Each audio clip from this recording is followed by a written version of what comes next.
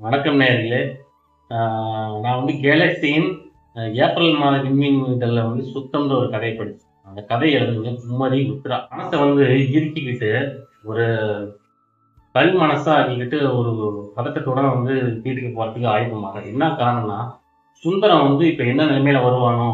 என்ன போதையில வந்து வருவானா? இல்ல வந்து எப்படி வரான்னு தெரியாம ஒரு பதட்டத்தோடயே வீட்டுக்கு போறா.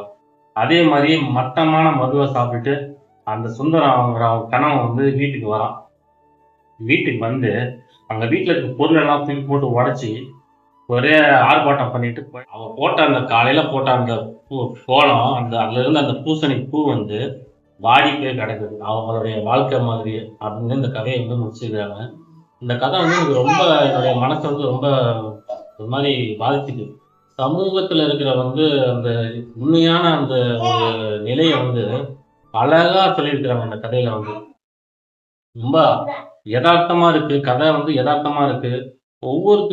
கிட்டயும் வந்து பார்த்தா, அந்த ஒரு கதாபாத்திரமும் வந்து ரொம்ப உண்மையான கதாபாத்திரமா இருக்கு. வாழ்க்கையில வந்து இப்ப நடந்துட்டு இருக்க சூழல வச்சு இந்த கதைய எழுதியிருக்கிறாங்க.